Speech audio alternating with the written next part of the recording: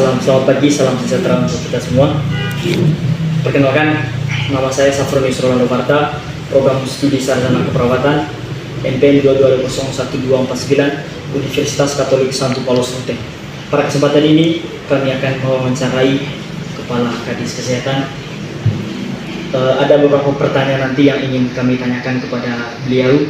Tapi sebelum ke pertanyaan, saya minta kepada beliau untuk memperkenalkan singkat mengenai. Baik, nama saya Dr. Rudy Bartolomeo Senopan, biasa dipanggil Dr. Tom, jabatan Kadis Kesehatan. Oke, baik, terima kasih Bapak.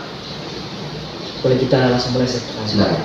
Pertanyaan nomor 1, seperti apakah kepemimpinan nasional di era milenial sekarang ini menurut Bapak? Ya, kepemimpinan saat ini, kepemimpinan nasional saat ini di bawah komando Pak Jokowi tentu memiliki karakteristik yang berbeda, karena saat ini sebagian besar generasi yang ada di Indonesia adalah generasi milenial yang kita bilang Gen Z, ya. Artinya yang masing-masing atau generasi sekarang ini memiliki ciri-ciri yang dipenuhi dengan era digitalisasi, jadi dipengaruhi oleh era digitalisasi di mana pemanfaatan alat-alat IT atau alat-alat digital itu menjadi sebuah keniscayaan, sebuah kewajiban di dalam pelaksanaan dalam kegiatan sehari-hari, sehingga kepemimpinan nasional yang saat ini menurut saya sepertinya sudah mengikuti atau mengakomodir kebutuhan para milenial, dan juga sudah juga mendapat pengaruh dari para generasi milenial, sehingga segala keputusan dari para pemimpin nasional itu tentu juga mempertimbangkan faktor-faktor generasi milenial. Oke, baik, terima kasih Bapak. Jadi menurut Bapak itu kepemimpinan di Indonesia milenial sekarang ini sudah mencapai puncak Bapak? Ya, sudah sesuai, artinya sudah mengakomodir kepentingan kaum milenial. Baik, terima kasih Bapak. Lanjut pertanyaan nomor 2 Bapak. Bagaimana sih kepemimpinan di Indonesia sekarang ini dilihat dari perkembangan zaman? Sekarang kan sudah begitu perkembangan zaman sangat apa-apa. Bagaimana kepemimpinan di Indonesia sekarang ini dilihat dari perkembangan zaman? Ya, saya kira pemimpin-pemimpin Indonesia secara nasional itu memiliki visi yang baik. Visi terutama berbicara tentang visi Indonesia Emas 45 tahun 2045, dan itu sudah on the track. Artinya memang sudah perkembangan zaman benar-benar diikuti oleh para pemimpin dan mereka bergerak sesuai dengan itu. Ya, saat ini kita melihat bahwa kita memiliki tantangan memang, tetapi saya melihat bahwa kepemimpinan nasional itu sudah pada jalur yang tepat untuk mengikuti perkembangan zaman, tidak ketinggalan. Berarti otomatis kepemimpinan sekarang itu mengikuti dengan adanya perkembangan Ya. zaman. Kita lanjut dengan pertanyaan nomor 3 Pak. Menurut Bapak, kira-kira metode seperti apakah yang cocok dengan perkembangan milenial, dengan perkembangan zaman sekarang, kepemimpinan milenialnya? Ya, karena tantangan yang kita hadapi adalah begitu berat, dan para pemimpin itu dituntut untuk mempelajari hal-hal yang baru yang sedang berkembang. Karena itu pemimpin itu harus adaptif. Ya, jadi harus bisa menerima perkembangan baru. Jadi selain dia misalnya punya visi yang bagus, juga harus kontekstual dan adaptif, artinya sesuai dengan kondisi dan bisa menerima hal-hal yang baru. Ya. Lalu pertanyaan lanjut dari saya Bapak, kira-kira bagaimana dengan mereka yang tidak mau menerima perubahan yang ada? Ya, mereka akan tergerus oleh perkembangan, mereka akan ketinggalan. Seperti ibarat kereta, orang sekarang ini pemimpin harus berjalan membawa gerbong kan. Jadi orang yang pemimpin yang tidak bisa membawa gerbong dia akan ketinggalan. Oke, baik, terima kasih Bapak. Lanjut dengan pertanyaan yang keempat Bapak. Apa saja kendala dalam menjalankan kepemimpinan nasional di era milenial sekarang ini? Kendalanya seperti apa?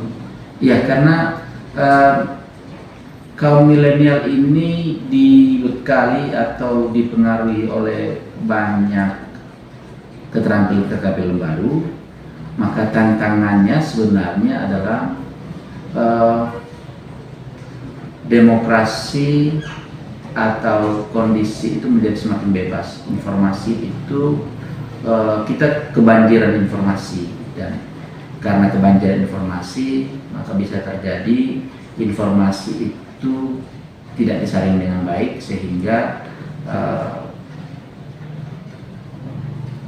berkembang juga hoax dan segala macam. Jadi tantangannya dia adalah bagaimana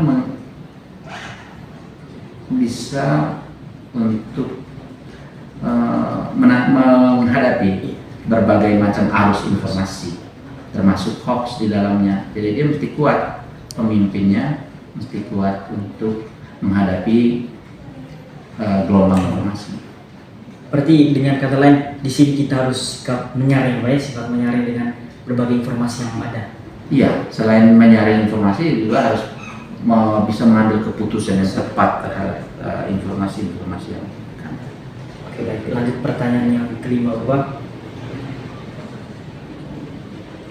Pertanyaan kelimanya, bagaimana sih upaya Bapak sekarang ini supaya kepemimpinan Bapak ini yang masih bersifat milenial seiring perkembangan zaman? Ya, kita harus dapat menerima banyak masukan, berdiskusi dengan banyak orang, mendapatkan informasi, tidak tergesa-gesa mengambil keputusan, mengikuti perkembangan yang ada, jangan ketinggalan. Oke, baik. Lanjut pertanyaan terakhir Pak. Nah, ini berkaitan kami sebagai mahasiswa nanti. Pertanyaannya tentang harapan Bapak bagi kami sebagai mahasiswa, sebagai calon pemimpin bagi masa depan. Apa saja yang harus kami tanamkan dalam diri sebagai kami mahasiswa? Ya, harus mengikuti perkembangan zaman. Yang pertama, mengikuti informasi-informasi, kemudian harus memiliki keteguhan hati, punya dasar, jadi jangan mudah terpengaruh dengan informasi yang ada. Kemudian siap untuk mengambil keputusan suatu saat, misalnya menjadi pemimpin, ya harus bersiap. Harus bersiap dan menyiapkan diri gitu, punya kompetensi, punya istilahnya ya dari sisi keilmuan siap, kemudian mental harus kuat, visi jelas. Jadi karena kita kan banyak informasi, jadi teman-teman juga calon pemimpin suatu saat nanti menggantikan yang senior-senior, ya harus punya dasar. Lalu pertanyaan terakhir, pertanyaan lanjutan lagi. Kan mahasiswa kan begitu banyak versinya masing-masing Pak, ada yang. Lalu pertanyaan saya, bagaimana dengan kira-kira beberapa mahasiswa yang suka introvert, maksudnya suka menyendiri, terus tidak mau menerima dengan ada begitu banyak perubahan? Ya kan manusia itu kan ada juga perilaku introvert dan ekstrovert. Kita tidak bisa menyalahkan seseorang introvert karena itu merupakan perilaku bawaannya. Tetapi